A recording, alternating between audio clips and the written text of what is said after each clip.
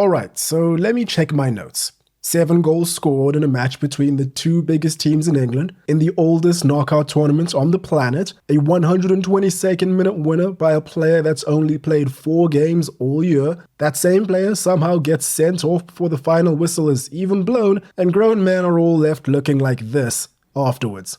Happy Monday, everyone. Manchester United vs Liverpool in the FA Cup quarterfinals did not disappoint. Whenever these teams go toe-to-toe against one another, sparks are bound to fly and history is bound to be made, even though it's history that, would be better left forgotten. Erik ten Hag is currently on thin ice with the fans of the club, and you'd imagine at least some of the higher-ups at the club. Jurgen Klopp is flying with Liverpool and looked as though he was on track to repeat the sensational feat of the 21-22 season, where Liverpool were in contention for 4 major trophies until the very last game of the season. And the sentiment around each club pretty much reflected the sentiments around the managers of each club, which is why the result of this match was so exciting. And I'm not saying this as a Manchester United fan at all. This has nothing to do with that. I'm not sure why you'd even bring it up. Hello everyone, hope you're all doing well. I'm Tinashe, welcome back to the channel. Listen, this match was ugly at times for United. They weren't consistent. They should have lost it at several times, but when they were good, they were good. It's not so often that we get to celebrate big wins for Man United on this channel, like this. So I'm pretty sure a lot of you guys are going to forgive me for reveling in this moment a little bit. Honestly, I can't really remember the last time that United won a match of such big magnitude in a knockout tournament against a pretty big team. I guess for me, the last time I remember feeling anything remotely close to this was against PSG, the birth of one of the most iconic memes in history. It's obviously not the same thing, different tournaments, different continents, whatever. I'm just talking about feelings here.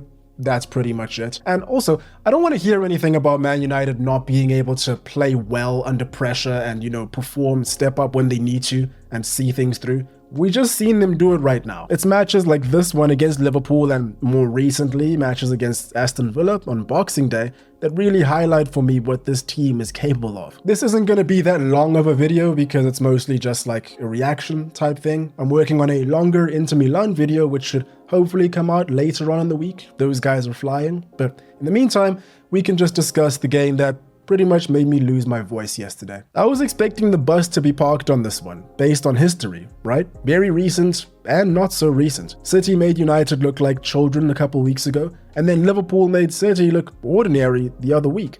In the court of public opinion, what does this point to for United, really? If your answer was that United would make a fast start and not look anything like how they've been performing against bigger teams lately, you'd somehow be right. All the same, for the most part, the game did play out like a lot of people thought that they would. United had their chances, especially in that first 30 minutes or so and after about 85 minutes, but in between that, the game was pretty much going in one direction. That's not to discount what happened in those moments that United had their chances. We had a real game on our hands. I've never once doubted Scott McTominay. It's just the truth. There isn't one time I've ever said anything bad about him. I dare you to look through my videos and find even one instance of me bad-mouthing him. I'm going to save you a bit of time. You're not going to find it. It doesn't exist. The aggression he shows and the commitment he has to get into the box and get into really good attacking positions is probably his best quality. It's probably why he keeps getting into the team. That and Casemiro not playing.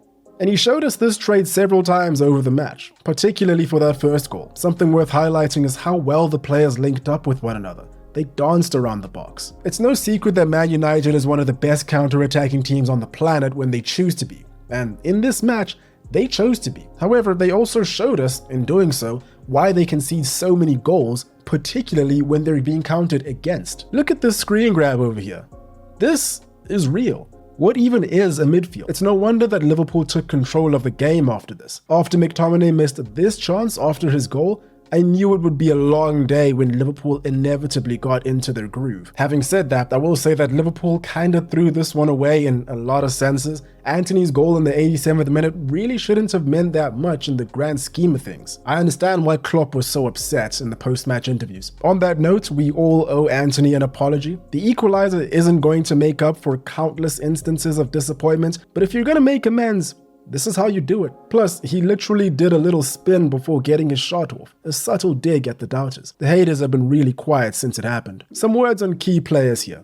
Diogo Dalot has to be United's most improved player over the past 2 or 3 years. He's now maybe the most consistent player on the squad, and his defensive contributions have gone up leaps and bounds. He put in a real shift in this game. Speaking of improved players, Andre Onana was fantastic, and we really can't give him too much flack for conceding 3 here. 2 of Liverpool's goals were deflections, and I'd rate he would have gotten to these shots if not for that. He's taken some time to win over some of the fan base, but I think he's all good now. Garnacho just keeps impressing, especially given his age and experience. I can't say enough great things about him, and I'm more than willing to forgive many of the mistakes he makes because he definitely makes up for it. Rashford could have won the game with the last kick in normal time, but it just wasn't meant to be. I'll take a 3-3 equalizer though, from a McTominay assist, no less.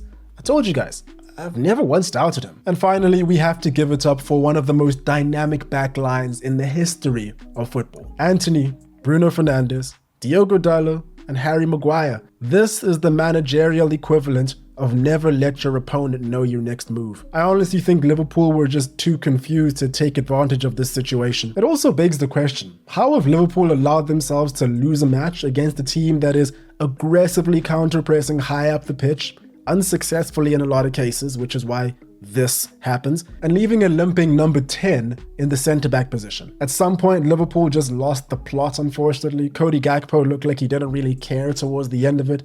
It was a mess. It's really disappointing for them. Also, did I see Harry Maguire on the left wing at some point as United's most furthest forward attacker? I think I did. Listen, if he can do it, so can you. And then we have Amad Diallo.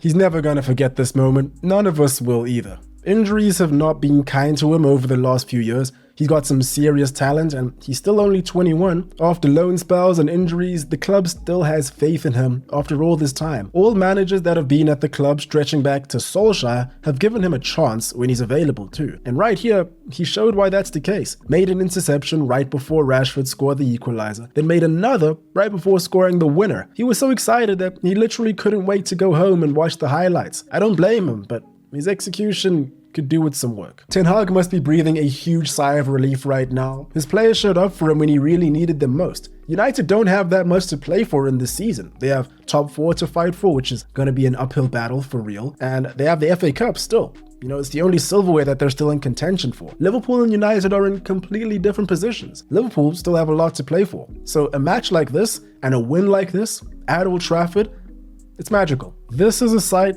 that we don't see all too often, guys. Drink it in. But back to Liverpool on the flip side, with Klopp leaving and all the kids coming in, I was convinced that it was kind of scripted in a way, that Liverpool were gonna at least go far when it comes to their quadruple dreams, that they would go deep in each competition that they're a part of, and you know, there'd be so many headlines and it'll be really, really fantastical and, you know, fairy tale like. I guess it's not. You know, I guess they don't have the plot armor that I thought they did. Now, I've never actually thought that they would have won the quadruple because no team has, and there's a reason for that. You have to be incredible and not have any shortcomings, but they do have a lot of shortcomings, or at the very least, they have significantly more shortcomings than a Manchester City, for example. But it is what it is. They're gonna have a fantastic season either way. As a final note, before we wrap this one up, when I was watching that draw for the semi-finals, I was convinced that City were gonna draw Coventry because that's the most Man City draw possible, right, in knockout football. But when I saw United draw Coventry, I was a little bit more worried, actually. It would be typical of United to win like they did yesterday and then fall victim to a semi-final defeat in that manner. So, will United lose in that fashion? I don't know, man. I'm not a betting man. But before you ask, if United lose in that fashion, will I be sat over here pretending like this win against Liverpool didn't happen? Yes. Will Ten Hag be public enemy number 1 if this happens? Yes. Will the Rashford hate train be ready and fueled? Also yes. Hey man, at least I'm being honest about it, because at the end of the day, it's part of the game, innit? And there we have it. A dramatic finish, possibly the most dramatic match of the season, and a great match. Just a really cracking match for anyone, unless you're a Liverpool supporter. Let me know what you guys think in the comments below. That's all for me today. Hope you guys enjoyed. Hope you're having a great day. Cheers, and I'll catch you in the next one.